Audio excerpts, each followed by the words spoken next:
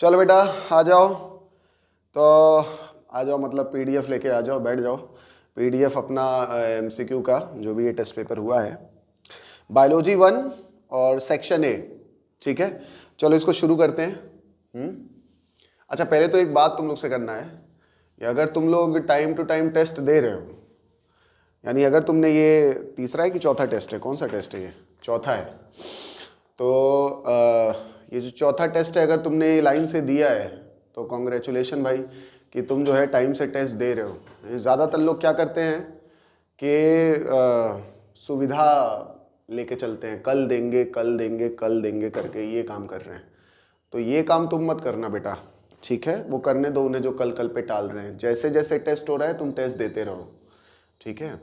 Actual में online का problem ही यही है, जब ऑनलाइन कुछ होता है ना तो उसमें फैसिलिटी आ जाती है हमारे पास, चलो टेस्ट तो हम कल भी दे सकते हैं, बाद में भी दे सकते हैं, तो बाद में दे देंगे। कल कल पे टालना आदत है ना इंसानों की, तो ज़्यादातर लोग कल पे ही टालते हैं। और दुनिया में ज़्यादातर लोग सक्सेसफुल है क्या? नहीं। तो जो कल की चीज़ आज ही कर लेते हैं, आज की चीज़ अभी कर लेते हैं, वही सक्सेसफुल हैं। तो तुम ऑनलाइन टेस्ट देते रहो, बाकी अगर कोई कल कल पे टाले पड़ा है उसको टालने दो, ठीक है। तो कॉन्ग्रेचुलेशन, तुम अगर सब टेस्ट दे रहे हो आगे भी मेंटेन रखो, लाइन से सब टेस्ट देते रहो। बहुत कुछ सीखने को मिलेगा तुम्हें यहाँ से। तो चलो बायोलॉजी 1 सेक्शन ए। तो सेक्शन ए में पहला जो क्वेश्चन है, the basic component of ecosystem are, ठीक है। तो इकोसिस्टम के बेसिक कंपोनेंट कौन कौन से हैं, और यहाँ पे चारों ही कंपोनेंट लिख दिए हैं। इकोसिस्टम में जो चैप्टर जब शुरू होता है एनसीईआरटी के सेकंड पेज पे ये बात बताई जा रही है। एनसीईआरटी के इकोसिस्टम वाले चैप्टर में सेकंड पेज पे ये बात बताई जा रही है कि जो इकोसिस्टम के कंपोनेंट है, फंक्शनल एस्पेक्ट्स बताए जा रहे हैं, और बताया जा रहा है प्रोडक्टिविटी है, डिकम्पोजिशन है, एनर्जी फ्लो है, और जो है न्यूट्रिएंट की साइक्लिंग है, ठीक है। तो ये चारों कंपोनेंट है इकोसिस्टम के। तो यहाँ पे 3 ऑप्शन में चारों लिख दिए हैं और चौथा दिया ऑल ऑफ दीज, तो आंसर क्या हो जाएगा? All of these. ज्यादातर बच्चों ने सही किया होगा, ठीक है, वेरी गुड। गलत किए हो तो ध्यान दो बेटा, एनसीईआरटी थोड़ा ठीक से पढ़ो। दुनिया भर की इधर उधर की बुक्स खरीद के बैठे हो तुम, दुनिया भर के कोचिंग के मॉड्यूल्स लेके बैठे हो तुम, लेकिन अपनी गीता बाइबल कुरान उसी को नहीं तुम पढ़ रहे हो, एनसीईआरटी जहां से सब कुछ आना है, ठीक है। तो एनसीईआरटी पढ़ने की आदत डालो बेटा, अभी भी समय है तुम्हारे पास। चलो नेक्स्ट आ जाओ क्वेश्चन नंबर 2 पे। तो क्वेश्चन नंबर 1 का आंसर हो गया 4, क्वेश्चन नंबर 2 पे आ जाओ। क्वेश्चन नंबर 2 है dash is the rate of production of organic matter by the consumer. तो कंज्यूमर के लेवल पे जब हम प्रोडक्शन देखते हैं तो उसे क्या बोलते हैं भाई? कंज्यूमर के लेवल पे होने वाले प्रोडक्शन को हम लोग बोलते हैं, एक मिनट, कंज्यूमर के लेवल पे होने वाले प्रोडक्शन को हम लोग क्या बोलते हैं? हाँ बोलो, कंज्यूमर के लेवल पे सेकेंडरी प्रोडक्शन, ठीक है। और ये क्या कह रहा है क्वेश्चन में? Rate of production of organic matter at consumer level. तो अब उसे बोल देंगे सेकेंडरी प्रोडक्टिविटी। बात समझ में आ रही है? तो आंसर क्या हो जाएगा इसका? Secondary productivity. एनसीईआरटी की सीधी सीधी लाइन है भाई, है ना। तो जो लोगों को ज्यादा कुछ इसमें समझ में नहीं आता है कि क्या होता है प्राइमरी प्रोडक्टिविटी, क्या होता है सेकेंडरी प्रोडक्टिविटी, उसके लिए हमारे रेगुलर क्लासेस में वो सब चीजें समझाई जाती हैं। अभी यहाँ पे उतना नहीं बता सकते, लेकिन इतना जरूर समझा सकते हैं कि देखो भाई कंज्यूमर के लेवल पे जो ऑर्गेनिक मैटर प्रोड्यूस हो रहा है वो क्या है? सेकेंडरी प्रोडक्शन, और उसका रेट क्या है? Secondary productivity. प्रोड्यूसर के लेवल पे अगर कुछ प्रोड्यूस हो रहा है तो वो प्राइमरी प्रोडक्शन आता है, क्यों? और अगर उस लेवल पे रेट देखते हैं तो उसे बोलते हैं प्राइमरी प्रोडक्टिविटी। बात समझ में आ रही है? यहां पे कंज्यूमर के लेवल पे पूछा है, इसलिए आंसर हो जाएगा दूसरे का दूसरा, सेकंड ऑप्शन, ठीक है ना। इसके बाद आ जाओ थर्ड क्वेश्चन।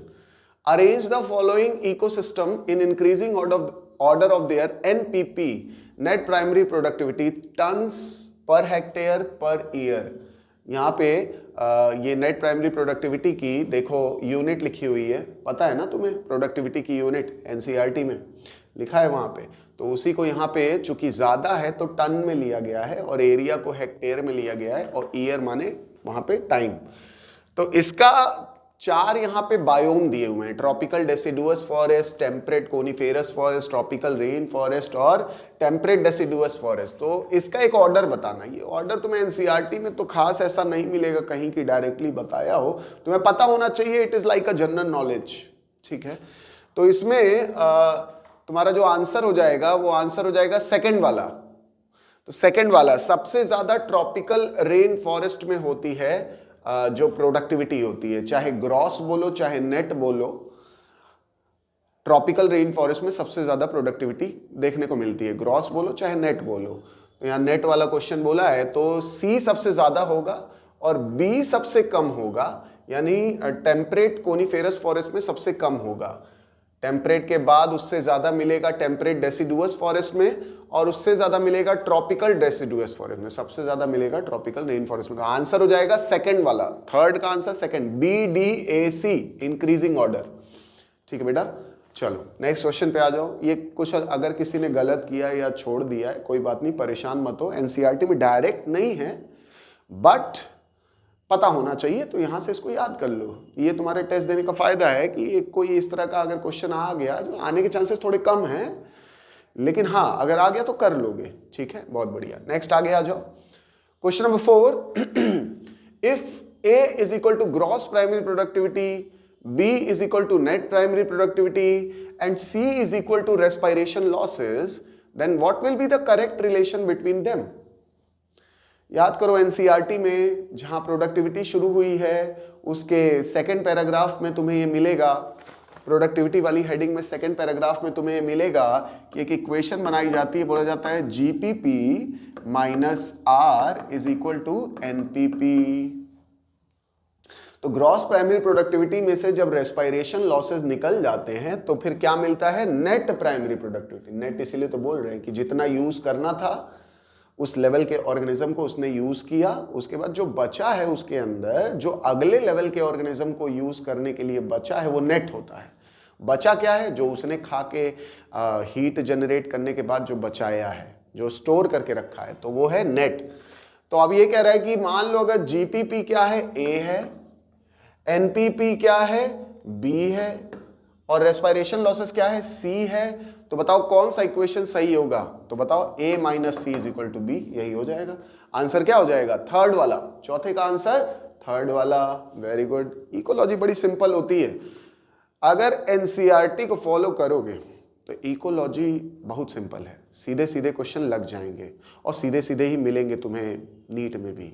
घुमाने फिराने वाले क्वेश्चन, इनडायरेक्ट वे में पूछे हुए क्वेश्चन थोड़े कम ही मिलते हैं, तो सब सही हो जाते हैं। लेकिन सही होते कब हैं, जब आप दुनिया भर की बुक्स छोड़ के सिर्फ और सिर्फ एनसीईआरटी पे फोकस रखते हो, तब होते हैं सही। और यही कुछ लोग नहीं करते, कुछ ज़्यादातर लोग यही नहीं करते, कुछ लोग ये काम कर रहे होते हैं और वो हो जाते हैं सेलेक्ट। ठीक है, तो आगे बढ़ते हैं। नेक्स्ट है क्वेश्चन नंबर 5, करेक्ट सीक्वेंस बताना है। डिकम्पोजिशन का सीक्वेंस है ये, ठीक है। तो डिकम्पोजिशन के सीक्वेंस में मैं बता चुका हूं, वैसे क्लास में बताया, बाकी जो बच्चे क्लास में नहीं ज्वाइन कर रखे हैं रेगुलर क्लासेस में, टेस्ट सीरीज ये करने आए हैं, उनके लिए एक बार मैं ये निमोनिक बता देता हूं। FLCHM ये निमोनिक है डिकम्पोजिशन का बेटा। FLCHM पहले होता है फ्रेगमेंटेशन, फिर होता है लीचिंग, फिर होता है कैटाबोलिज्म, फिर होता है ह्यूमिफिकेशन, फिर होता है मिनरलाइजेशन। FLCHM तो देख लो किसमें है, तो ये तुम्हें मिलेगा ऑप्शन नंबर 2 में। तो फिफ्थ का आंसर हो जाएगा सेकंड, ठीक है बेटा, ये निमोनिक से हो जाएगा FLCHM। और ध्यान रहे जहां ये डिकम्पोजिशन पढ़ाया जा रहा है वहीं पे ठीक डिकम्पोजिशन जहां ये शुरू किया है उसके नेक्स्ट पैराग्राफ में ही पहली दूसरी लाइन में ये बात बताई जा रही है। वैसे तो ये फ्रेगमेंटेशन के बाद लीचिंग, लीचिंग के बाद कैटाबोलिज्म होती है, लेकिन ये भी कहा जा रहा है कि fragmentation, leaching, catabolism simultaneous process है। देखो जाके एनसीईआरटी में बुक, वो भी बुक लेके बैठो अपना, मैं बोलता रहता हूँ बुक से भी कि यहाँ इस पैराग्राफ ये लाइन, तो उसको देखा करो थोड़ा, ठीक है। तो वहां पे तुम्हें मिलेगा साइमल्टेनियस प्रोसेस है।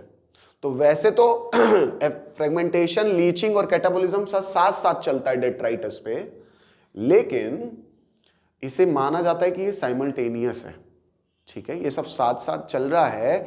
हाँ एक मिनट, इसमें क्या है कि अगर सीक्वेंस बनाना हो तो सीक्वेंस क्या है, पहले होगा फ्रेगमेंटेशन, उसके बाद लीचिंग, फिर कैटाबोलिज्म। लेकिन ध्यान रहे एनसीईआरटी की वो लाइन जहां कह रहा है साइमल्टेनियस होता है, पढ़ो उसको, ठीक है, वेरी गुड। तो हमें यहाँ पे सीक्वेंस चुनना था, इसलिए हमने चुन लिया है पहले फ्रेगमेंटेशन, फिर लीचिंग, फिर कैटाबोलिज्म, फिर ह्यूमिफिकेशन और मिनरलाइजेशन। तो पांचवे का आंसर हो गया दूसरा। नाउ आ जाओ question number 6। If we completely remove decomposers from an ecosystem, the ecosystem functioning will be adversely affected because, very good। तो ये कह रहा है कि इकोसिस्टम से अगर हम लोग डिकम्पोजर हटा देते हैं तो इकोसिस्टम से डिकम्पोजर हटाने के बाद इकोसिस्टम की फंक्शनिंग एडवर्सली अफेक्ट होगी, यानी खराब होगी। इकोसिस्टम अपने फंक्शन नहीं कर पाएगा। तो क्या नहीं कर पाएगा, क्या नहीं हो पाएगा वहां पे, ये बताना है। तो देखो इसमें पहला दिया है mineral movement will be blocked, nutrient cycling. कह रहा है न्यूट्रिएंट साइक्लिंग नहीं चलेगी। तो क्या ये बात सही नहीं लग रही है तुम्हें? भाई न्यूट्रिएंट या मिनरल्स सॉइल में कैसे पहुंचते हैं? हाँ, एक तो रिजर्वॉयर के थ्रू आते हैं, लेकिन जब रिजर्वॉयर के थ्रू जब पहुंचते हैं वहां, तो ऑर्गेनिज्म उसको क्या करते हैं, अपनी बॉडी में जब एक्यूमुलेट कर लेते हैं, तो ऑर्गेनिज्म उसके बाद जब उनकी डेथ होती है ऑर्गेनिज्म की, तो वो डेट्राइटस बनाते हैं। और वो डेट्राइटस में जो मिनरल हैं जो ब्लॉक्ड थे, उनको निकाल के वापस सॉइल में मिक्स कराना, ये डिकम्पोजर का काम होता है। अगर डिकम्पोजर आप हटा दोगे तो मिनरल का साइकिल ब्लॉक होगा कि नहीं होगा? होगा।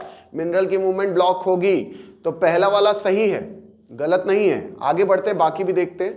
दूसरा है herbivores will not receive solar energy. नहीं, सोलर एनर्जी सन से मिल रही है, डिकम्पोजर थोड़ी ना सनलाइट दे रहे हैं, तो दूसरा तो गलत हो गया। तीसरा है energy flow will be blocked. Yes, very good, ये हो सकता है, एनर्जी फ्लो ब्लॉक हो सकता है। देखो जहां पे ये एनर्जी फ्लो वाला हेडिंग है एनसीईआरटी में, उसमें सेकंड पेज पे तुम्हें मिलेगा जहां पे ट्रॉफिक लेवल बताए जा रहे हैं T1, T2, T3, T4। उसके ठीक ऊपर वाले ऊपर से सेकंड पैराग्राफ में शायद, हाँ ऊपर से सेकंड पैराग्राफ में कहीं आएगा या थर्ड पैराग्राफ में, देख लो उसको। Major conduit of energy transfer बताया जा रहा है कि टेरेस्ट्रियल फूड चेन और डेट्राइटस फूड चेन और ग्रेजिंग फूड चेन के बारे में बताया जा रहा है कि इनमें ये जो दोनों फूड चेन होती हैं, जीएफसी और डीएफसी, सुना है कि नहीं सुना है? सुना है ना? तो जीएफसी और डीएफसी में कौन मेजर कंडुइट होती है एनर्जी के ट्रांसफर का? तो बताया जा रहा है कि अगर हम लोग टेरेस्ट्रियल इकोसिस्टम में जाएं, टेरेस्ट्रियल इकोसिस्टम में, और अगर हम लोग एक्वेटिक इकोसिस्टम में जाएं, तो दोनों में अलग अलग फूड चेन रिस्पॉन्सिबल होती है एनर्जी के ट्रांसफर के लिए। मेजर करते तो दोनों हैं, लेकिन मेजर एक होती है। तो जैसे टेरेस्ट्रियल में बताया जाता है कि जो मेजर एनर्जी का फ्लो कंडक्ट करा रही है टेरेस्ट्रियल इकोसिस्टम में, वो हो जाती है डेट्राइटस फूड चेन। इसका मतलब ये नहीं कि ग्रेजिंग फूड चेन से नहीं होता, होता है, पर उससे कहीं ज्यादा किसकी वजह से एनर्जी का वहां पे मूवमेंट हो रहा होता है? Grazing food chain. तो ऐसे करके एक साइन में बना देता हूं, समझ गए ना? इसका मतलब कि डीएफसी बहुत ज्यादा इंपॉर्टेंट है जीएफसी से। कहां? टेरेस्ट्रियल इकोसिस्टम में। और एक्वेटिक इकोसिस्टम में उल्टा है, वहां पे जीएफसी ज्यादा इंपॉर्टेंट है डीएफसी के कंपैरिजन में। तो जीएफसी ज्यादा इंपॉर्टेंट है वहां। ये एनसीईआरटी की लाइन है बेटा। तो ये जो तीसरी वाली बात कह रहा है कि एनर्जी फ्लो ब्लॉक होगा, जरा देखो तो, डिकम्पोजर हटाएंगे तो टेरेस्ट्रियल इकोसिस्टम में डिकम्पोजर नहीं रहेंगे। तो अगर डिकम्पोजर नहीं रहेंगे तो क्या डीएफसी चलेगा क्या? नहीं, डीएफसी नहीं चलेगा। जो डेट्राइटस को फीड करने के लिए डिकम्पोजर ही नहीं रहेंगे तो डीएफसी चलेगा? नहीं। तो जब डीएफसी नहीं चलेगा तो टेरेस्ट्रियल इकोसिस्टम पे क्या एनर्जी का फ्लो होगा? नहीं होगा, लेकिन बहुत कम होगा। और वो किसकी वजह से हो रहा होगा? जीएफसी की वजह से। डीएफसी की वजह से एनर्जी का फ्लो नहीं हो रहा होगा क्योंकि डिकम्पोजर है नहीं। तो एनर्जी का फ्लो ब्लॉक तो नहीं हुआ, हाँ, लेकिन कम जरूर हुआ है।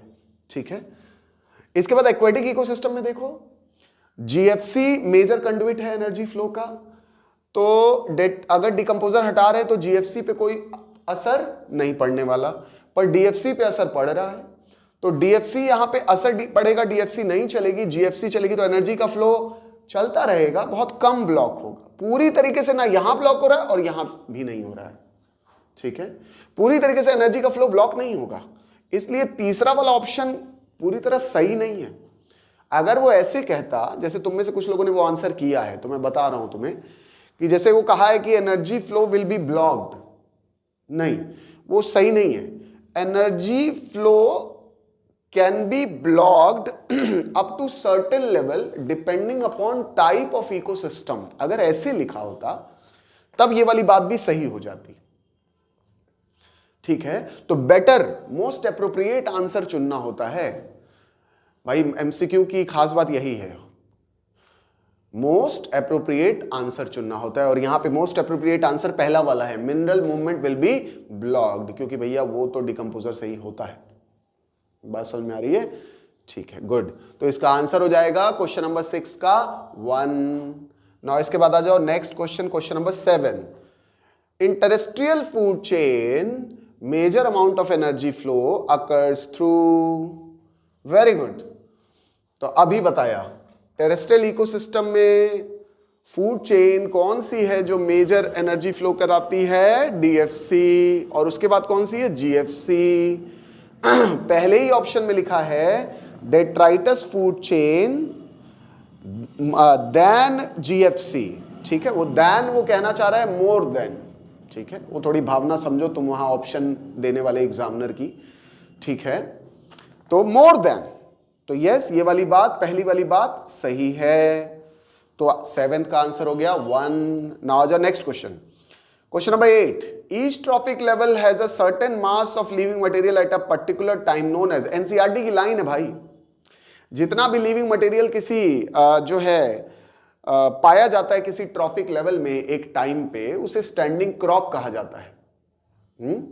यही एनर्जी फ्लो जहां पे ट्रॉपिक लेवल बताया गया है उसके नेक्स्ट पेज पे ये बताया जा रहा है, जहां पे 10% लॉ की बात की गई है, उसके ठीक ऊपर वाले पैराग्राफ में तुम्हें मिलेगा ये वाली बात, स्टैंडिंग क्रॉप। मार्क कर लो उसे बेटा बुक में।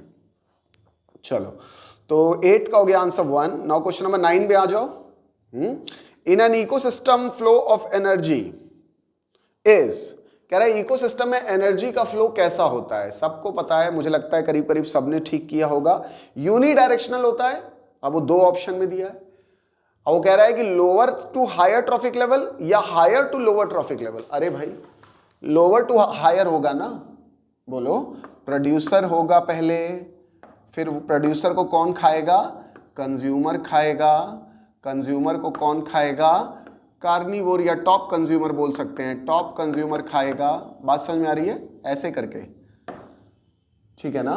तो एनर्जी का फ्लो कहां हो रहा है? नीचे से ऊपर हो रहा है, तो lower to higher trophic level हो रहा है, इसलिए इसका आंसर हो जाएगा, कौन सा क्वेश्चन है ये? Question number 9। क्वेश्चन नंबर 9 का आंसर हो जाएगा 1। सेकंड करने वाले अलर्ट हो जाओ, ठीक है। कुत्ते की नींद देखी है? स्वान निद्रा श्लोक सुना है? स्टूडेंट के ये लक्षणों में आता है, स्टूडेंट का सिम्टम है ये। बीमारियों के सिम्टम तो खूब पढ़ते हो, स्टूडेंट का सिम्टम के बारे में जानते हो? स्टूडेंट के 5 सिम्टम होते हैं, उसमें एक सिम्टम ये होता है कि उसकी स्वान निद्रा होती है, यानी कुत्ते जैसी नींद होती है। क्या मतलब है कुत्ते जैसी नींद का? कि मतलब कुछ भी घर में सोने गए हो, रात को सो रहे हो पढ़ लिख के, तो कुछ भी खटपट हुआ और उठ गए, नहीं, तब तो पागल हो जाओगे, फिर तुम्हें नींद ही नहीं पूरी आएगी। हम इंसान है भाई। यहाँ पे क्या बात है? स्वान निद्रा का मतलब है अलर्टनेस, आपके अंदर अलर्टनेस होनी चाहिए, ठीक है।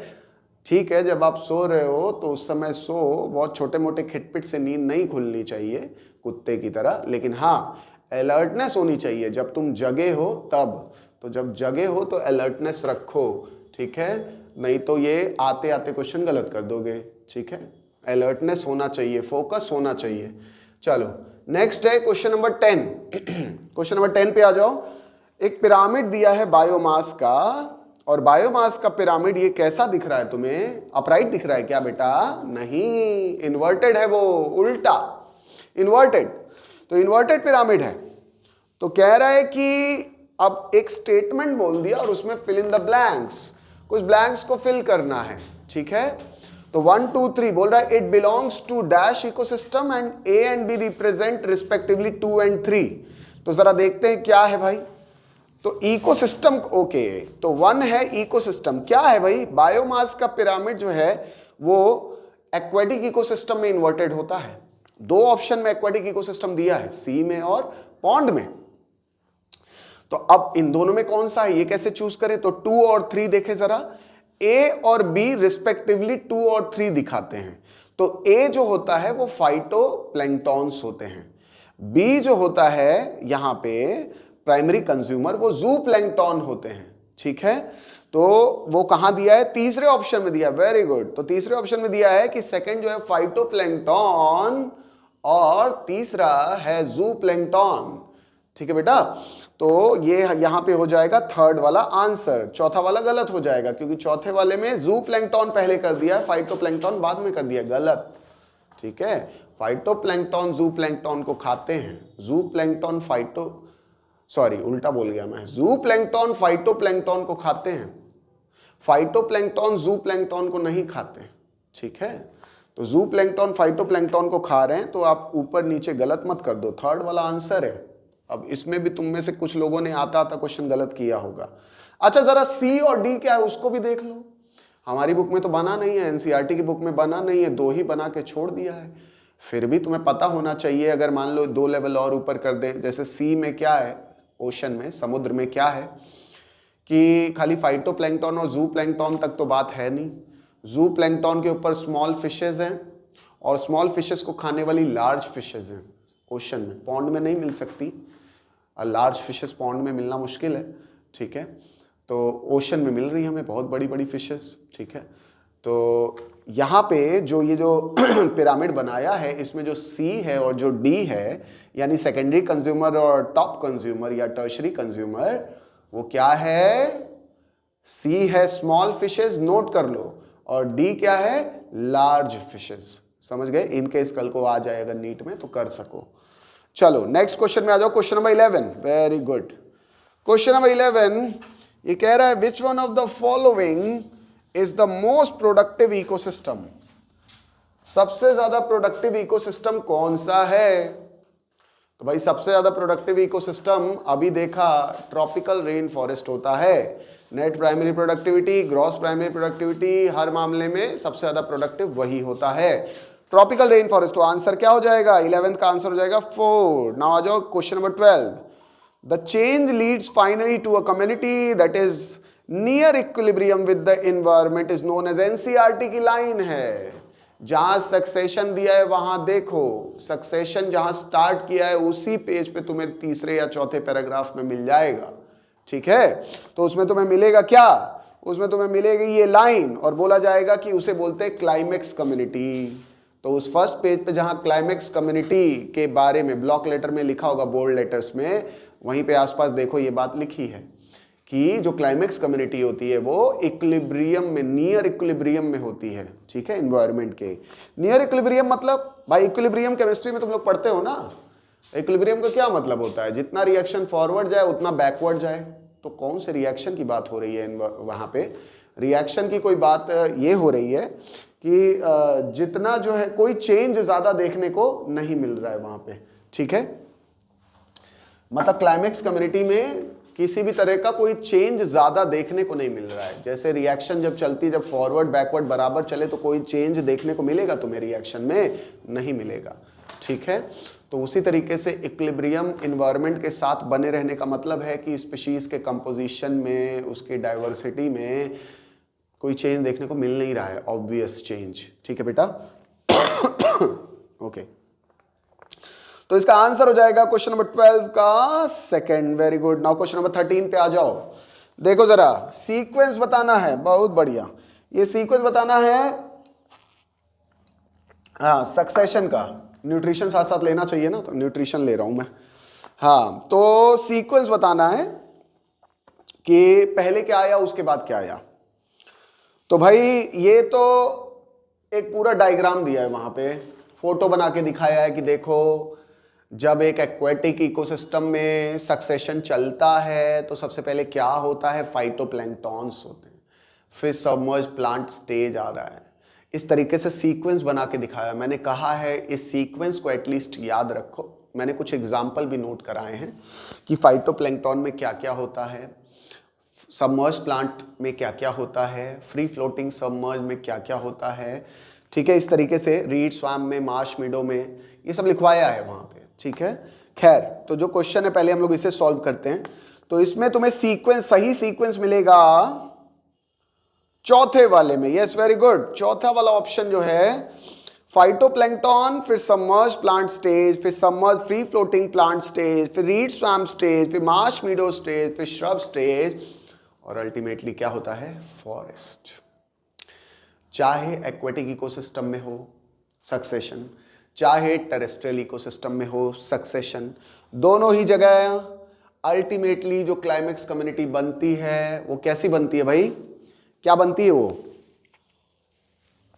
फॉरेस्ट। क्या बनती है, फॉरेस्ट, है ना। तो चाहे जहां भी सक्सेशन हो अल्टीमेटली बनेगा फॉरेस्ट, और हम लोग क्या कर रहे हैं, फॉरेस्ट काट काट के खत्म कर रहे हैं, है ना। अल्टीमेटली जो बनना है हम उसी को बिगाड़ दे रहे हैं।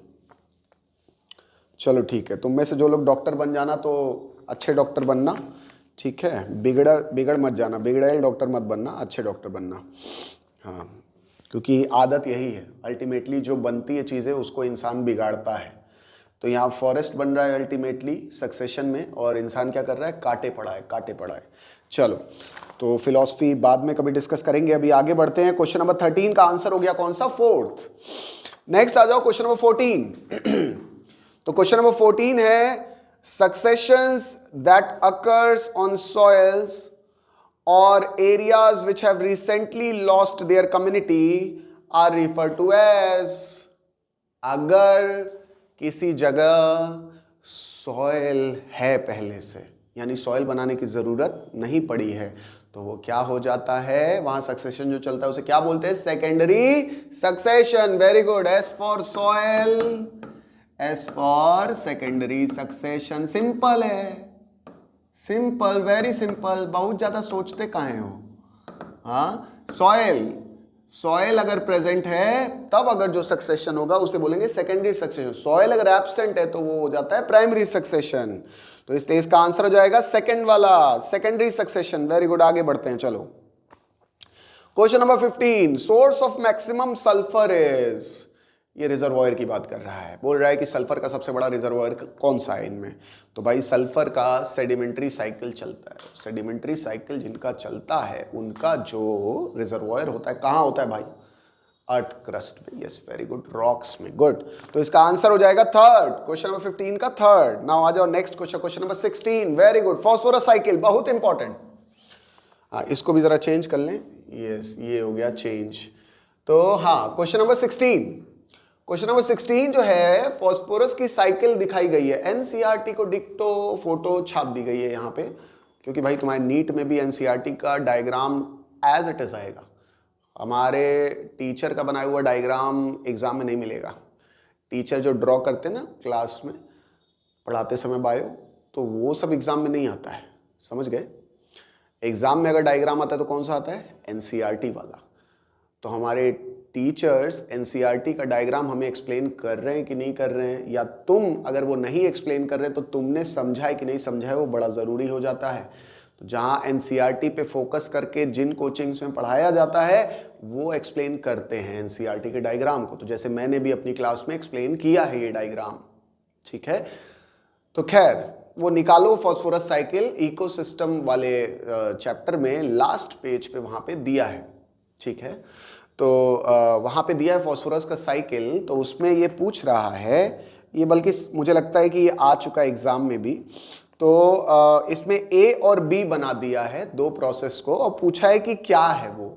तुम खुद देखो वहाँ डायग्राम में क्या है।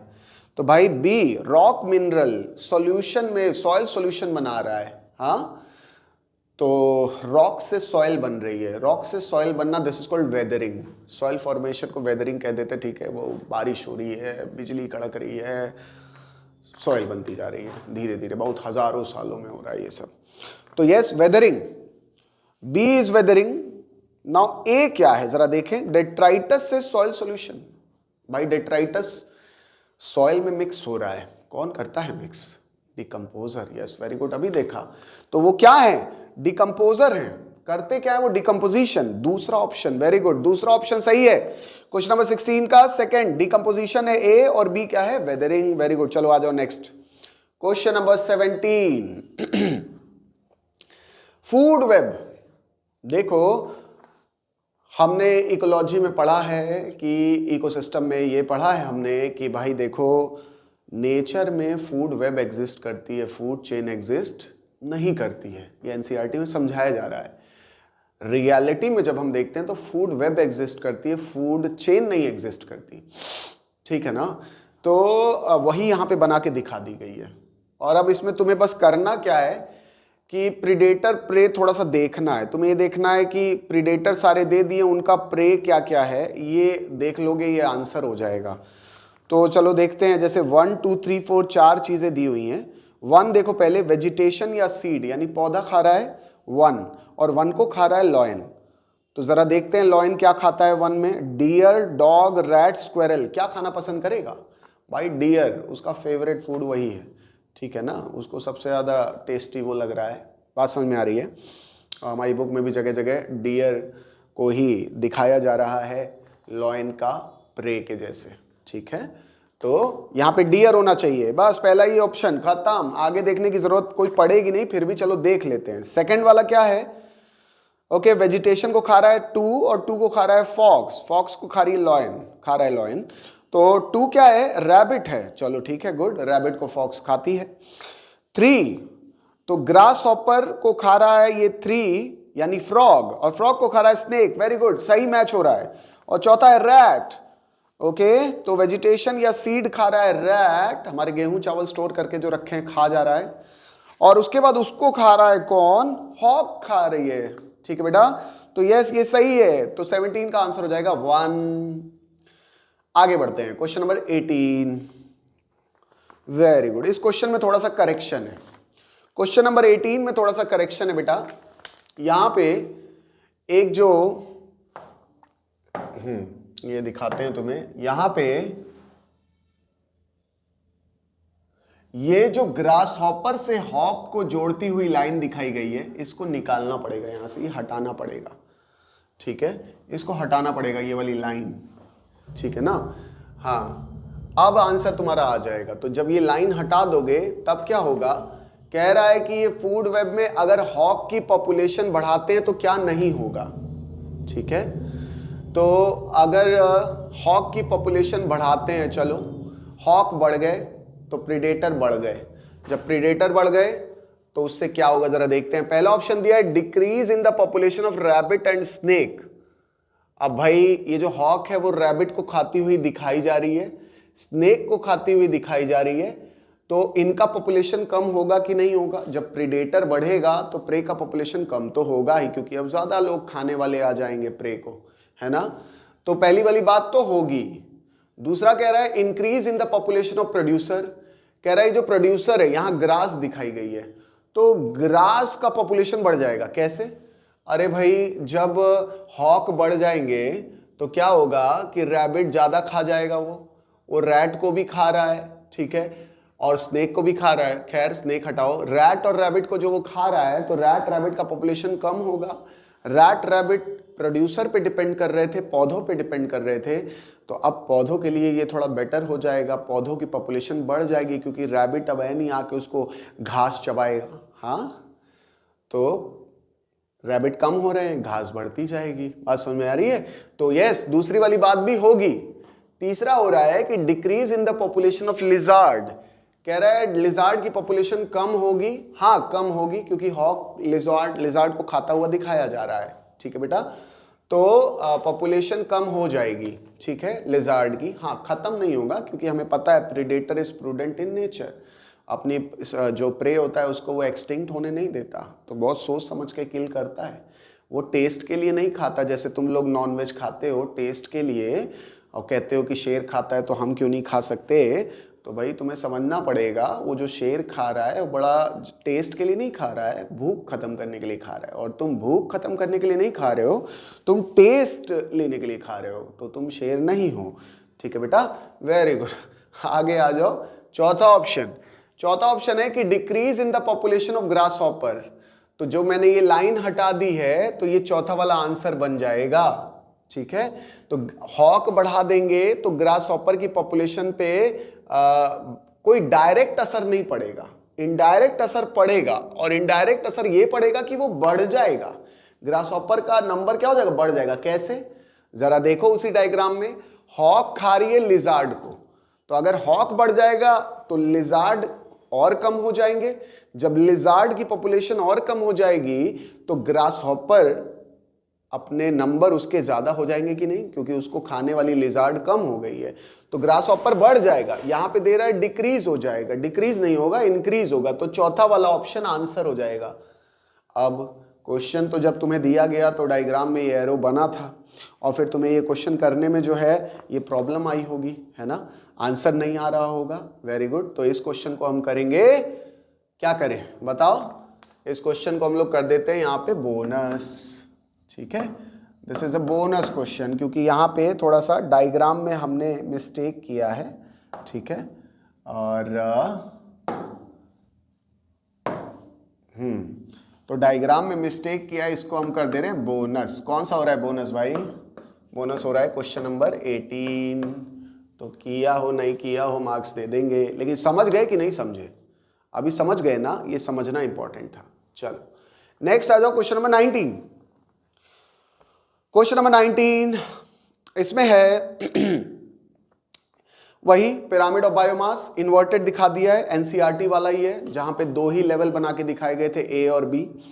कह रहा है कि ड्राई वेट लिया है किलोग्राम पर मीटर स्क्वायर। हमें पता है जब भी बायोमास मेजर करना हो तो हम फ्रेश वेट ड्राई वेट दोनों में मेजर कर सकते हैं, लेकिन बेटर क्या होता है, dry weight. Yes, dry weight is better, NCERT में समझाया गया है। क्यों, क्योंकि ड्राई वेट में मॉइस्चर निकल गया है, वाटर नहीं है। तो जब वाटर नहीं है ड्राई वेट में तो हमारे कैलकुलेशंस एक्यूरेसी के नजदीक पहुंचेंगे, हमारे कैलकुलेशंस अच्छे होंगे, एनर्जी के कैलकुलेशंस, ठीक है, मास के कैलकुलेशंस अच्छे होंगे, और इसीलिए dry weight is better than fresh weight. बात समझ में आई कि नहीं आई बोलो। तो यहां पे जो ड्राई वेट दिया है वो समझ गए ना क्यों दिया है। क्वेश्चन को आगे हम सॉल्व करते हैं। कह रहा है identify A and B and select the correct answer. तो चलो देखते हैं, पहला स्टेटमेंट दे रहा है A is a crop which supports and B is the crop which is supported. कह रहा है कि ए एक क्रॉप है जो कि सपोर्ट कर रही है, और बी एक ऐसी क्रॉप है जो कि सपोर्ट हो रही है, सपोर्ट पा रही है। ठीक है, क्या ये वाली बात सही लग रही है तुम्हें? यस, ए जो क्रॉप है वो फाइटोप्लैंक्टॉन्स है, और बी जो क्रॉप है वो ज़ूप्लैंक्टॉन है। बोले ज़ूप्लैंक्टॉन से क्रॉप क्यों बोल रहे? क्रॉप का मतलब तो फसल होता है। अरे बेटा स्टैंडिंग क्रॉप, ठीक है, तो स्टैंडिंग क्रॉप हर लेवल में बोलते हैं। यहाँ क्रॉप का मतलब वैसे मत ले लेना फसल से। हाँ, strategies for enhancement in food production निकल गया है, अभी भी तुम्हारे दिमाग में वही घूम रहा है।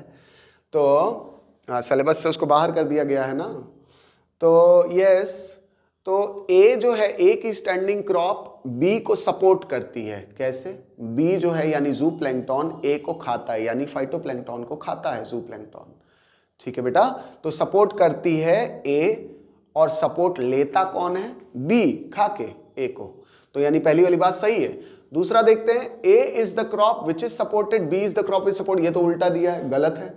तीसरा देखते हैं, A is phytoplankton and B is zooplankton. Yes, यही बात तो हम कह रहे हैं, A is the phytoplankton and B is the zooplankton. सही बात है ये, तो तीसरा वाला स्टेटमेंट भी सही है। चौथा देखते हैं, ए इज ज़ूप्लैंक्टॉन, बी इज फाइटोप्लैंक्टॉन। नहीं भाई, ये तो उल्टा कर दिया, गलत है। तो आंसर क्या हो जाएगा? कहां दिया है? 1 और 3, तीसरे ऑप्शन में दिया है। वेरी गुड, तो 19 का हो जाएगा थर्ड ऑप्शन। समझ में आ रहा है कि नहीं आ रहा है? एनसीईआरटी छोड़ के दुनिया भर का बकवास पढ़ने वाले, उनको समझ में नहीं आएगा, और जो एनसीईआरटी पढ़ते हैं, जो एनसीईआरटी पे फोकस रखते हैं, उनको समझ में आ रहा होगा। ठीक है, चलो आगे बढ़ते हैं। नेक्स्ट है क्वेश्चन नंबर 20। क्वेश्चन नंबर 20 है, बोल रहा है match the column and find out the correct combination.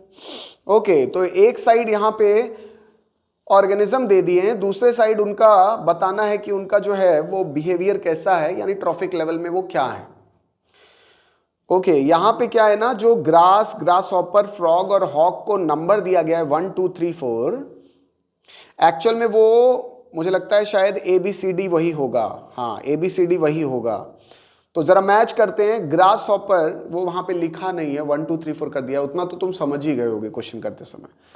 तो ग्रास जो है, ग्रास को क्या बोलेंगे हम यहाँ पांचों में? प्रोड्यूसर, यानी ए का होगा 3। कितने ऑप्शन में दिया है? 3 ऑप्शन में दिया है। ओह, अभी तो आगे भी देखना पड़ेगा। ग्रास हॉपर, ग्रास हॉपर को क्या बोलेंगे? Primary consumer. Yes, very good, क्योंकि ग्रास हॉपर ग्रास खा रहा है तो पहला कंज्यूम करने वाला आ रहा है, ठीक है ना, प्राइमरी कंज्यूमर।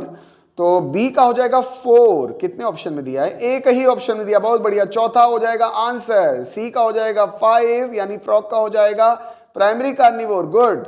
एंड डी का हो जाएगा, हॉग का हो जाएगा सेकेंडरी कार्निवोर, बिल्कुल ठीक। ट्रॉफिक लेवल जाके देखो, बुक खोल के बैठे हो ना, देखो उसको, समझ जाओगे। तो क्वेश्चन नंबर 20 का हो जाएगा आंसर 4th। नाउ चलो आ जाओ नेक्स्ट, क्वेश्चन नंबर 21। आगे बढ़ते हैं। क्वेश्चन नंबर 21, यस 21 है, बोल रहा है कि 4 स्टेटमेंट दिए हैं, बताओ कि इनमें से 2 करेक्ट कौन से हैं। जरा देखते हैं। पहला स्टेटमेंट दिया है लॉयन ईटिंग अ डियर। अच्छा, जरा इसको लिखते हैं, रुको। डियर को कौन खा रहा है? Lion.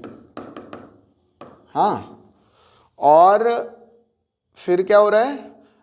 And a sparrow feeding on grain are ecologically similar in being consumer. Grain को खा रही है कौन? स्पैरो। तो कह रहा है कि ये दोनों जो है इकोलॉजिकली सिमिलर लेवल पे हैं। इकोलॉजिकली सिमिलर लेवल पे कैसे लग रहा है तुम्हें? भाई, डियर एक प्राइमरी कंज्यूमर है और ग्रेन यानी सीड जो कि पौधे का प्रोडक्ट है वो प्रोड्यूसर में काउंट किया जाएगा। बात समझ में आ रही है? ग्रेन प्रोड्यूसर में काउंट किया जाएगा, पौधे का प्रोडक्ट है, ठीक है। तो ये तो हुआ प्रोड्यूसर और ये हुआ प्राइमरी कंज्यूमर। तो अगर ये बात है तो इसके ऊपर जरा बढ़े, तो ग्रेन के ऊपर जाएंगे तो स्पैरो खा रही है, तो प्रोड्यूसर के बाद इसे क्या मान लिया जाएगा? Primary consumer. स्पैरो को क्या मान लिया जाएगा? यहां पे इस केस में अगर कीड़े खा रही होती तब तो सेकेंडरी कंज्यूमर हो जाती। याद आ रहा है, एनसीईआरटी में समझाया गया है। कीड़े खा रही होती तब तो सेकेंडरी कंज्यूमर थी, लेकिन स्पैरो यहां इस क्वेश्चन में बोला जा रहा है कि ग्रेन खा रही है। तो जब ग्रेन खा रही है तो प्राइमरी कंज्यूमर में काउंट की जाएगी, क्योंकि ग्रेन जो है वो प्लांट का प्रोडक्ट है। ओके, और डियर को लॉयन खा रहा है तो डियर पहले ही प्राइमरी कंज्यूमर है, तो लॉयन हो जाएगा सेकेंडरी कंज्यूमर। तो जरा बताओ इस केस में क्या लॉयन और स्पैरो सेम लेवल को बिलोंग करते हैं क्या? नहीं। हाँ, तो लेकिन लेवल यहां नहीं बोल रहा है। ओके, इस स्टेटमेंट में कह रहा है सिमिलर इन बीइंग कंज्यूमर, कह रहा है दोनों कंज्यूमर हैं। तो कंज्यूमर तो है, अलग अलग टाइप के कंज्यूमर है, लेकिन दोनों क्या है? कंज्यूमर है। तो ये स्टेटमेंट तो सही हो जा रहा है, क्योंकि ये लास्ट में बोला है सिमिलर इन बीइंग कंज्यूमर। दोनों प्रोड्यूसर नहीं है, क्या है? कंज्यूमर है। डिकम्पोजर नहीं है, क्या है? कंज्यूमर है। तो ये वाली बात सही हो जाती है। लेकिन अगर ट्रॉफिक लेवल की बात यही कह देता कि इकोलॉजिकली दोनों का ट्रॉफिक लेवल सेम है, तो वो फिर गलत हो जाता, क्योंकि ट्रॉफिक लेवल सेम नहीं है। एक का ट्रॉफिक लेवल नंबर 2 आ रहा है प्राइमरी कंज्यूमर, और एक का ट्रॉफिक लेवल नंबर 3 आ रहा है, क्योंकि डियर ने क्या खाया होगा? ग्रास, पौधे, प्रोड्यूसर को खाया होगा। तो ट्रॉफिक लेवल 3, ट्रॉफिक लेवल 2, तो ट्रॉफिक लेवल के हिसाब से अलग अलग है, लेकिन कंज्यूमर दोनों हैं, इस हिसाब से सही है। तो पहला स्टेटमेंट तो सही हो गया भाई। हाँ, दूसरा, आगे बढ़ो। Predator starfish helps in maintaining species diversity of some invertebrates. बहुत बढ़िया। प्रीडेटर जो होता है वो प्रे की स्पीशीज की डाइवर्सिटी को मेंटेन करता है, ठीक है। ये कंक्लूजन है भाई, एनसीईआरटी में कंक्लूजन दिए गए हैं प्रीडेशन वाली जगह पे, जहां ऑर्गेनिज्म एंड पॉपुलेशन वाला चैप्टर है, वहां प्रीडेशन वाले टॉपिक में बताया जा रहा है कि प्रीडेटर जो होता है, 2 कंक्लूजन दिए जा रहे हैं। पहला कंक्लूजन दिया जा रहा है कि प्रीडेटर पॉपुलेशन के, प्रे की पॉपुलेशन को कंट्रोल करता है, और दूसरा ये दिया जा रहा है कि प्रीडेटर जो होता है वो स्पीशीज की डाइवर्सिटी को मेंटेन भी करता है प्रे के स्पीशीज की डाइवर्सिटी को। तो यही बात यहाँ कही गई है। और एग्जाम्पल दिया था पिजास्टर जो है वहां से रिमूव की गई तो इन्वर्टिब्रेट स्पीशीज सारी एक्सटिंक्ट हो गई। तो इसका मतलब वहां से ये प्रूव हुआ था कि जो पिजास्टर है उसकी वजह से इन्वर्टिब्रेट जो है उनकी डाइवर्सिटी मेंटेन हुई थी। तो दूसरी वाली बात तो जो है वो सही है, ठीक है, कि पिजास्टर जो है वो स्पीशीज डाइवर्सिटी को मेंटेन कराती है, सही बात है, ठीक है, यानी प्रीडेटर स्टारफिश उसी को पिजास्टर बोल रहे हैं ना। उसके बाद चलो ए और बी तो दोनों सही दिख रहा है, आगे देखते हैं जरा सी में कहाँ गया, yes, C predators ultimately lead to the extinction of prey species. Predator जो होता है वो प्रे की स्पीशीज का एक्सटिंक्शन का कारण बनता है। नहीं नहीं नहीं नहीं, प्रीडेटर बहुत चालाक है, प्रे को एक्सटिंक्ट नहीं होने देगा, क्योंकि उसे पता है कि प्रे खत्म हो गए तो खाएगा क्या बेचारा, भूखे मर जाएगा। प्रूडेंट है, चालाक है, भूख लगेगी तभी मारेगा, तभी खाएगा, तुम्हारी तरह टेस्ट लेने के लिए नहीं मारेगा। हाँ, सर ने पकड़ लिए वही बात। आगे बढ़ते हैं, नेक्स्ट स्टेटमेंट दिया है, तो तीसरा स्टेटमेंट तो हो गया गलत। चौथा statement, production of chemicals by the plant such as nicotine, strychnine are the metabolic disorder. नहीं नहीं, मेटाबॉलिक डिसऑर्डर नहीं है भाई, ये डिफेंस मैकेनिज्म है। उसने पौधे ने अपने अंदर निकोटीन स्टोर करके रखा है, ये कोई बीमारी नहीं है उसे कि उसने स्टोर करके रखा है, मेटाबॉलिक डिसऑर्डर नहीं है उसको, उसने डिफेंस मैकेनिज्म में ये स्टोर करके रखा है। तो टोबैको ने अपने अंदर निकोटीन बनाया है, क्यों? ताकि जो जानवर हैं पौधे खाने वाले वो टोबैको को ना खाएं, ऐसा इकोलॉजिस्ट एक्सप्लेन कर रहे हैं, ऐसा इकोलॉजिस्ट बोलते हैं। बात समझ में आ रही है कि रिसर्च में हमें यही समझ में आया है कि टोबैको में निकोटीन क्यों रखा गया है, इसलिए प्लांट ने बना के रखा है ताकि वो डिफेंस कर सके उन जानवरों से जो कि उसे खाते हैं उस पौधे को। तो जब उसमें निकोटीन रहेगा तो वो जानवर खाएंगे नहीं, क्योंकि निकोटीन टॉक्सिक है, तो वो जानवर नहीं खाएंगे, ठीक है, तो पौधा बचा रहेगा। लेकिन एक जानवर है जो खाता है इंसान, है ना, क्या करेगा, टोबैको को या तो वो खैनी, हाँ, और या फिर जो है वो स्मोकिंग सिगरेट में, तो उसमें लेके वो लेता है, ठीक है, टॉक्सिक चीज। तो एक ऐसा जानवर है इंसान जो नहीं समझ पा रहा है कि पौधों ने निकोटीन अपने अंदर बना के रखा क्यों है। तुम्हारे नशे के लिए नहीं बना के रखा है, उसने अपने डिफेंस के लिए बनाया है। बाकी तुमसे जो नीचे के जानवर है ना, वो ये बात समझ चुके हैं, तुम ही नहीं समझ पा रहे हो। जो सबसे एडवांस्ड एनिमल है, ह्यूमन, है ना, सबसे एडवांस्ड है, वही नहीं समझ पा रहा है। तो यहाँ से हमें सीखने को काफी कुछ मिलता है। तो चौथा वाला स्टेटमेंट गलत हो गया, ठीक है बेटा। तो the two correct statement are, है ना, तो कौन से करेक्ट हो गए, A and B. Second option सही हो गया। चलो क्वेश्चन नंबर 22 में आओ। An inverted pyramid of biomass can be found in which ecosystem. भैया इन्वर्टेड हमें एक्वेटिक में मिलता है, और यहाँ पे एक्वेटिक जो है एक ही दिया है, मरीन। आंसर हो गया मरीन। आगे बढ़ो, सी, ठीक है ना। Question number 23, which of the following ecosystem is most productive. अरे भाई ट्रॉपिकल रेन फॉरेस्ट, कितनी बार बोले। आगे बढ़ो, question number 24, pyramid of number. Pyramid of number कैसा होता है, क्या हमेशा अपराइट होता है क्या? नहीं, अपराइट भी हो सकता है, इन्वर्टेड भी हो सकता है। मोस्टली अपराइट होता है, समटाइम्स इन्वर्टेड। कहाँ इन्वर्टेड होता है, याद है ना, फॉरेस्ट में इन्वर्टेड होता है। बहुत बढ़िया। ग्रासलैंड में अपराइट होता है, फॉरेस्ट में इन्वर्टेड होता है, ट्री में इन्वर्टेड होता है, स्पिंडल शेप भी बोलते हैं ट्री में। आगे चलो, क्वेश्चन नंबर 25 अच्छा 24 का आंसर हो गया 3। 25 में आ जाओ। The sequence of communities of primary succession in water. तो ये फिर से वही आ गया, एनसीईआरटी में जहां सक्सेशन दिया है, हाइड्रार्च जहां बताया जा रहा है, वहीं पे ये सीक्वेंस लिखा है, जाके देखो। तो इसका आंसर हो जाएगा सेकंड। नाउ आ जाओ question number 26, how many biome are distributed on earth. इसका आंसर हो जाएगा पहला, 6। Very good. आगे बढ़ो, question number 27, a dash is the most ecologically relevant environmental factor. Temperature ecologically most relevant है, मोस्ट इंपॉर्टेंट एबायोटिक फैक्टर अगर पूछा जाए तो क्या बोलोगे? टेम्परेचर। यस, एनसीईआरटी की लाइन है ये, देखो उठा के टेम्परेचर एबायोटिक फैक्टर में। ना उसके बाद नेक्स्ट है question, mango is not able to grow in Germany. देखो वहीं पे लाइन लिखी है। Question number 29, diapause is seen in. Yes, यहां थोड़ा सा कंफ्यूजन कुछ बच्चों को हुआ होगा।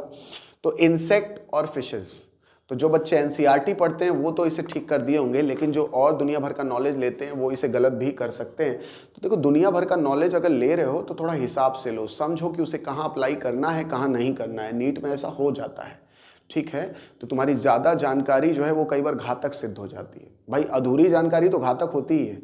यहाँ पे कई बार क्या होता है ना, थोड़ी एक्स्ट्रा जानकारी भी घातक हो जाती है, क्योंकि ऑप्शंस कुछ ऐसे होते हैं कि आप गलत वाले को सही मान लेते हो, है ना। आपको ये नहीं पता होता कि मेन या मोस्ट कॉमन जो चीज़ें होती हैं वो एनसीईआरटी में बताई जाती हैं, ठीक है। तो यहाँ पे क्या है, डायापॉज इज सीन इन, एनसीईआरटी की लाइन है कि जहां पे वो माइग्रेशन और सस्पेंशन बताया जा रहा है, हाँ, तो वहीं पे बताया जा रहा है कि डायापॉज जो होता है वो किस में देखने को मिलता है भाई, डायापॉज देखने को मिलता है जूप्लैंक्टन में। और जूप्लैंक्टन क्या है, ये भैया इंसेक्ट हैं जो वहां पाए जा रहे हैं पानी में, एक्वेटिक इंसेक्ट्स हैं, ठीक है, जूप्लैंक्टन। तो इसलिए आंसर क्या हो जाएगा, पहला। अच्छा, फिशेस है क्या आंसर, हाँ फिशेस भी है, some fishes, there are some fishes, कुछ फिशेस हैं बेटा जिनमें डायापॉज देखने को मिलता है। पर मोस्ट कॉमन एग्जांपल जब डायापॉज का होता है ना तो उसे जूप्लैंक्टन इंसेक्ट्स को कहा जाता है, ठीक है, ध्यान रहे। तो अगर कभी आगे नीट में एग्जाम में क्वेश्चन आ गया, इंसेक्ट और फिशेस में एक चूज करना पड़ा तो इंसेक्ट चूज करना, फिशेस मत चूज करना। हाँ, अगर ऑप्शन आ गया बोथ ऑफ दीज, तब बोथ ऑफ दीज चूज कर लेना, क्योंकि फिशेस कुछ फिशेस में होता है, ठीक है। ओके, डायापॉज। चलो तो आगे बढ़ते हैं, क्वेश्चन नंबर 30। ओके, 29 का आंसर क्या हो गया, 1। 30 में आ जाओ, बायोटिक फैक्टर। अरे बायोटिक फैक्टर क्या होता है, जो लिविंग ऑर्गेनिज्म होते हैं, लिविंग जो भी होगा वो बायोटिक फैक्टर होगा, पहला ऑप्शन। 30 का आंसर हो गया 1। 31 में आ जाओ, organism that can tolerate a wide range of salt concentration are termed as, yes, euryhaline, NCERT की लाइन है, मत पढ़ो एनसीईआरटी तो गलत करोगे। Question number 32, which of the following is an important adaptation of animals to cold climate. Cold climate के लिए क्या अडेप्टेशन इंपॉर्टेंट है जो एनिमल्स में देखने को मिलता है, thick layer of body fat, सही बात है, फैट का लेयरिंग आ जाता है, इंसुलेटर का काम करता है, जैसे कि सील में, ठीक है। तो पहली वाली बात तो सही दिख रही है। दूसरा, एस्टिवेशन, नहीं, एस्टिवेशन गर्मियों के सीजन में सोने को कहते हैं, ठीक है, तो वो कोल्ड क्लाइमेट में नहीं हो रहा, कोल्ड क्लाइमेट में हाइबरनेशन होता है। तीसरा, इंक्रीज्ड टेंडेंसी टू शिवर, हाँ ये एक अडेप्टेशन है, कोल्ड क्लाइमेट में, कोल्ड वेदर में ये प्रॉब्लम होती है। तो जब भी ठंडी आती है, जैसे अभी आई है ना ठंडी, तो इसमें हमारे मसल शिवर करती है, तो उससे जो हीट जनरेट होती है वो हमारे बॉडी के टेम्परेचर को बढ़ाती है, तो इसे भी माना जा सकता है। तीसरा वाला भी सही है। चौथा कह रहा है increase surface area to volume ratio, नहीं नहीं नहीं नहीं नहीं, ठंडी जगहों पे अपने surface area to volume ratio को लोग क्या करते हैं सरफेस एरिया को कम करेंगे, तो सरफेस एरिया कम करेंगे तो इससे क्या होगा, हीट लॉस कम होगा। और ये क्या कह रहा है, बढ़ा दे रहा है, तो भाई ठंडी जगह पे हीट लॉस कम करना चाहिए ना हमें, ठीक है ना। तो इसका आंसर पहला और तीसरा दोनों है। चलो तो इसका आंसर हो जाएगा बेटा 32 का आंसर ले रहे हैं, 1 और 3 दोनों, इसको मार्क कर लेना, मैं भी इसको मार्क कर दूंगा, ठीक है। चलो नेक्स्ट आ जाओ, क्वेश्चन नंबर 33। 32 का हो गया 1 और 3 दोनों।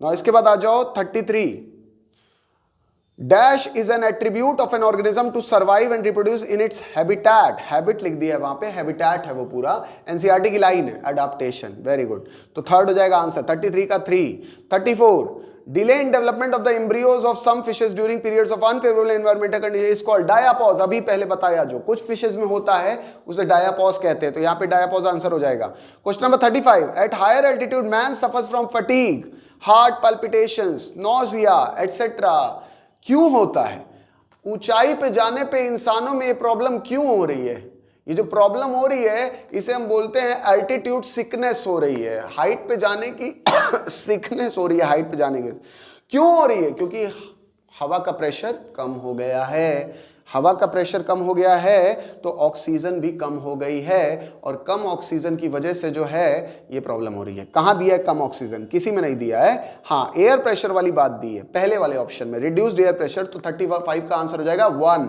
आगे बढ़ते हैं, सेक्शन बी, चलो भाई अब आ गया ये ऑप्शनल सेक्शन, इसमें देखते हैं question number 1, dash rule states that mammal from colder climate generally have shorter ears and limbs to minimise heat loss, क्या है ये, एलेंस रूल, एनसीईआरटी में साफ साफ लिखा हुआ है एलेंस रूल, ठीक है बेटा।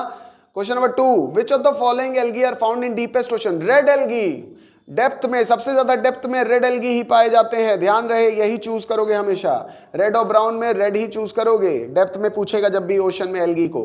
क्वेश्चन नंबर 3 पे आ जाओ, seasonal variation on earth occur due to its, ये बायो नहीं है, ज्योग्राफी है। तो सीजन क्यों होते हैं? क्योंकि बोथ 1 and 3। चौथा हो जाएगा tilted axis of earth and revolution around the sun, ये दोनों की वजह से सीजन होते हैं। Question number 4, an animal that can survive at 10 degree centigrade and 40 degree centigrade both can be placed under the category of. तो कह रहा है कि जो ऐसे ऑर्गेनिज्म है 10 डिग्री सेंटीग्रेड पे रह रहे हैं, 40 डिग्री सेंटीग्रेड पे रह रहे हैं, एक बड़ी रेंज, ये एक रेंज बड़ी मानी जाएगी, ठीक है। इस बड़ी रेंज में जो सरवाइव करें, ऐसे लोग जो होते हैं वो इसलिए सरवाइव करते हैं क्योंकि खुद के टेम्परेचर को रेगुलेट कर रहे हैं, यानी रेगुलेटर्स। आंसर कौन सा हो जाएगा? सेकंड। फोर्थ का आंसर सेकंड। फिफ्थ पे आ जाओ, factor related to structure of earth surfaces. बेटा टोपोग्राफिक फैक्टर मतलब अर्थ की सरफेस। तो अर्थ में जब हम लोग डिगिंग करें तो जो भी लेयर्स हमें मिलती जाएंगी, ऊपर मिट्टी मिली, फिर थोड़ी और दूसरी मिट्टी मिली, फिर पत्थर मिले छोटे, फिर बड़े पत्थर, फिर रॉक्स मिले, पानी मिला, समझ रहे हो? तो ये टोपोग्राफिक फैक्टर होते हैं। सेकंड हो गया आंसर। क्वेश्चन नंबर 6 में आ जाओ, हैबिटेट इंक्लूड्स, हैबिटेट में क्या होता है? बायोटिक कंपोनेंट होता है, एबायोटिक कंपोनेंट होता है, पैथोजन, प्रीडेटर, पैरासाइट, कॉम्पिटिटर होते हैं, सब होते हैं, ऑल ऑफ द अबव। चलो नेक्स्ट आ जाओ, question number 7, if the stressful external condition are localised और remain only for a short duration the organism has some alternative. क्या होते हैं वो अल्टरनेटिव? अरे भाई 4 में से बताने हैं कौन से हैं वो अल्टरनेटिव। माइग्रेशन और सस्पेंशन, एनसीईआरटी की लाइन है। तो इसका आंसर हो जाएगा सी एंड डी, यानी तीसरा ऑप्शन। 7th का हो जाएगा तीसरा ऑप्शन, सी एंड डी वाला। चलो क्वेश्चन नंबर 8 पे आ जाओ, adaptive measure to protect against extreme heat by poikilotherm. Poikilotherm वो जो अपने टेम्परेचर को जो है रेगुलेट नहीं कर पा रहे, यानी कोल्ड ब्लडेड, ठीक है। तो हीट से बचना है, हीट यानी गर्मी से बचना है, तो वो क्या करेंगे? एस्टिवेशन, गर्मी में सो जाएंगे। एस्टिवेशन जो तुम करते हो, तुम तो गर्मी में भी सोते हो, ठंडी में भी सोते हो, सोते ही रहते हो हमेशा, है। चलो आगे बढ़ो, question number 9, NT is equal to N0 e पे power RT is an equation of. ये भाई किसका इक्वेशन है? ये एक्सपोनेंशियल ग्रोथ का इक्वेशन है। Yes, very good. पहला लॉजिस्टिक ग्रोथ का नहीं है, ये लॉजिस्टिक ग्रोथ में कैरिंग कैपेसिटी आती है। और वर्स पर लॉजिस्टिक ग्रोथ क्या है? लॉजिस्टिक ग्रोथ का ही एक दूसरा नाम है, एनसीईआरटी में लिखा है, पढ़ो उसको। क्वेश्चन नंबर 10, क्वेश्चन नंबर 10 में आ जाओ, dn/dt is equal to Rnk - n/k in logistic growth. K represent, अरे के क्या होता है? के क्या है भैया? के है कैरिंग कैपेसिटी, ठीक है। कैरिंग कैपेसिटी आती है तभी तो ज्यादा रियलिस्टिक माना जाता है लॉजिस्टिक ग्रोथ मॉडल को। बात समझ में आ रही है? आगे बढ़ते हैं। Question number 11, match the column and find the correct combination. Okay, एक तरफ दिए हैं कुछ प्लांट्स, फिर यहाँ पे वो 1 2 3 4 कर दिया है। वो एक्चुअल में ABCDE है, पौधे के आगे जो लिखा हुआ है, पौधे के पहले जो लिखा हुआ है ABCDE है, और कॉलम 2 में 1 2 3 4 5 चलेगा। तो इसमें मैच कराना है कौन सा किस तरह का पौधा है। तो देखो भाई, जो कस्कुटा होता है वो पैरासाइट है। A का 4 दो ऑप्शन में दिया है, दूसरे और तीसरे में। चलो तो अब B का देखते हैं, आइकॉर्निया, वो यूकॉर्निया लिख दिया, एक्चुअल में आइकॉर्निया है। तो आइकॉर्निया कहाँ गया? एक मिनट, इसमें भी आगे बढ़ा ले थोड़ा सा। आइकॉर्निया कहाँ गया भाई? ओके, इसके भी आगे है आइकॉर्निया। तो आइकॉर्निया क्या हुआ बताओ भाई? आइकॉर्निया इसमें रखेंगे हम लोग कहां पे? यस, तो आइकॉर्निया जो है इसमें हमारा कौन सा बच रहा है? Root pockets. आइकॉर्निया की रूट में रूट पॉकेट्स पाए जाते हैं। ये मॉडिफिकेशन है, मॉर्फोलॉजी ऑफ एंजियोस्पर्म में वहां पे कहीं पढ़ाया जाता है। बॉटनी वाले जो है वो सर पढ़ाएंगे, है ना, और पढ़ाए होंगे मॉर्फोलॉजी में। तो ये वहां का थोड़ा सा यहाँ पे मिल गया है तुम्हें, कोई बात नहीं, ऑप्शनल था तो ठीक है। फिर भी तो ये हो गया। इसके बाद तो ये कौन से ऑप्शन में दिया है? तीसरे वाले में। आंसर हो गया तीसरा, बाकी मैच कर लो। मोनोट्रोपा, मोनोट्रोपा जो है वो सेप्रोफाइट है। और राइजोफोरा, ये एक इंसेक्ट, न्यूमेटोफोर राइजोफोरा में होते हैं। न्यूमेटोफोर, राइजोफोरा जो होता है वो न्यूमेटोफोर पाए जाते हैं उसकी रूट्स में ना। उसके बाद देखो आर्टिकुलरिया, तो यूट्रिकुलरिया जो होता है वो इंसेक्टिवोरस प्लांट है। ई का हो जाएगा 3, यानी थर्ड ऑप्शन हो गया खत्म। 11th का आंसर हो गया थर्ड। चलो आगे आ जाओ, next question number 12। Question number 12 कौन गलत करेगा भाई? एनसीईआरटी का डायग्राम है, मत पढ़ो एनसीईआरटी। एनसीईआरटी नहीं पढ़ोगे तो डायग्राम क्लियर नहीं होंगे, ठीक है बेटा। तो इसका आंसर हो जाएगा क्या? ए और बी बताना है। ए कन्फॉर्मर है, बहुत बढ़िया। बी क्या है? Partial regulator. देखो वहां डायग्राम में साफ साफ लिखा है, लेबलिंग है। क्वेश्चन नंबर 13 में आ जाओ, पॉपुलेशन की डेंसिटी दी गई है in a given habitat during given period fluctuates due to changes in certain basic processes. On the basis, fill up the boxes A and B in the given flowchart with correct option. कह रहा है okay, यहां पे देखो A और B बताना है क्या है. तो भाई ए वो है जो पॉपुलेशन की डेंसिटी को प्लस करता है और बी वो जो है पॉपुलेशन की डेंसिटी को कम करता है. तो जरा सारे ऑप्शन देखते हैं. पहला ऑप्शन कह रहा है ए नेटैलिटी है, बी मॉर्टैलिटी है. सही बात है. नेटैलिटी यानी बर्थ, तो नेटैलिटी पॉपुलेशन को बढ़ाती है और मॉर्टैलिटी यानी डेथ पॉपुलेशन को कम करती है. पहला ऑप्शन सही है. दूसरा ए इमिग्रेशन, बी इमाइग्रेशन. इमिग्रेशन से पॉपुलेशन डेंसिटी बढ़ती है, प्लस होता है. सही बात है. और बी इमाइग्रेशन, पॉपुलेशन घटती है. सही बात है, यानी दूसरा भी सही है. तीसरा कह रहा है ए नेटैलिटी, बी इमिग्रेशन. नेटैलिटी से भी पॉपुलेशन बढ़ती है, इमिग्रेशन से भी बढ़ती है. तो बी वाला गलत हो गया वहां पे. तो आंसर हो जाएगा चौथा, बोथ 1 and 2. ठीक है बेटा. क्वेश्चन नंबर 13 का बोथ 1 and 2, चौथा ऑप्शन. नाउ क्वेश्चन नंबर 14 में आ जाओ. When the organisms live together in such a manner that one organism is benefited while the other remains unaffected, this type of association is called, very good, plus और zero commensalism. बहुत बढ़िया. Example याद आ रहे हैं कि नहीं याद आ रहे हैं? चलो, तो क्वेश्चन नंबर 14 का हो जाएगा 1. नेक्स्ट क्वेश्चन नंबर 15 में आ जाओ. Which one of the following organism reproduces sexually only once in its lifetime? बेटा ये फैक्ट है, एक ही बार जो है वो रिप्रोडक्शन कर रहा है. यहाँ बनाना इसका आंसर हो जाएगा. बॉटनी वाले सर तुम्हें काफ़ी अच्छा इसके बारे में बता सकते हैं. तो बनाना. ठीक है बेटा, इसका आंसर हो जाएगा बनाना. ये हमारे हो गए सारे क्वेश्चन खत्म. ठीक है, देखो बेटा टेस्ट रेगुलर दो, वरना ऑनलाइन आजकल बहुत चल रहा है ना. हर एक चीज़ ऑनलाइन अवेलेबल है, सब कुछ ऑनलाइन अवेलेबल है. क्या है ना बेटा, पढ़ाई करने के लिए ना हमारे मन को कंट्रोल में रखना हमारे लिए बड़ा ज़रूरी है. क्योंकि मन कंट्रोल में नहीं रहता है तो डिस्ट्रैक्शन बहुत होते हैं. बात समझ में आ रही है? और जब डिस्ट्रैक्शन होते हैं तो कंसंट्रेशन खराब होती है. ऑनलाइन सिस्टम में जानते हो दिक्कत क्या है? ऑनलाइन पढ़ाई में यही दिक्कत है, मन कंट्रोल में रहता नहीं है तो डिस्ट्रैक्शन बहुत होते हैं. कैसे मन कंट्रोल में नहीं रहता? जैसे देखो तुम्हारे साथ हो रहा है. तुम में से बहुत सारे लोग ऐसे हैं जो रेगुलरली टेस्ट ही नहीं दे पा रहे, दे ही नहीं रहे. क्यों? क्योंकि सुविधा है ना ऑनलाइन में. तो मन बेवकूफ़ बना दे रहा है, कह रहा है कल भी तो दे सकता है, कल दे दियो, आज क्यों दे रहा है, आज बैठा रहे, कल देंगे. कल जब आ रहा है तो बोल रहा है चल यार बाद में दे देंगे, कल दे देंगे, रखा तो है यहाँ पे. तो मन की सुनते रहोगे तो लाइफ में सक्सेसफुल नहीं हो पाओगे. सक्सेसफुल अगर होना है तो किसको सुनना पड़ेगा? अपनी अथॉरिटी को, अपने टीचर को. जिस भी फील्ड में किसी को अगर सक्सेसफुल बनना है ना तो उसको अपनी अथॉरिटी को सुनना पड़ेगा, अपने उसको फॉलो करना पड़ेगा. तो तुम्हें समोसा छानने वाला भी क्यों ना बनना हो, फेमस समोसा बनाने वाला. हाँ, फेमस समोसे जो है वो बनाए तो उसके लिए तुम्हें किसी से सीखना पड़ेगा. हाँ, किसी से सीखोगे, उसको फॉलो करोगे, वो कैसे कैसे क्या प्रोसीजर कर रहा है स्टेप बाय स्टेप, तो अब जाके समोसे बेच पाओगे तुम. यहाँ डॉक्टर बनना है बेटा, और डॉक्टर बनना और समोसे बेचने में फ़र्क है. तो अभी डॉक्टर बनना है तुम्हें, और डॉक्टर बनना है, तुम अपने टीचर को फॉलो ही नहीं कर रहे हो. हाँ, तुम अपने उसको अथॉरिटी नहीं मान रहे हो, तुम अपने मन को फॉलो कर रहे हो. तो तुम्हारे मन को फॉलो करते रहो, डॉक्टर नहीं बनोगे फिर तुम. ठीक है, तो अपनी अथॉरिटी को फॉलो करो, टीचर को फॉलो करो, तब जाके बनोगे डॉक्टर, या लाइफ में जिसको भी जो कुछ और बनना हो. मन को फॉलो करने वाले नहीं बन पाते. ठीक है, सक्सेसफुल नहीं हो पाते. अपनी अथॉरिटी को, अपने टीचर को फॉलो करने वाले ही सक्सेसफुल हो पाते हैं हर फील्ड में. ठीक है बेटा, चलो ओके, थैंक यू.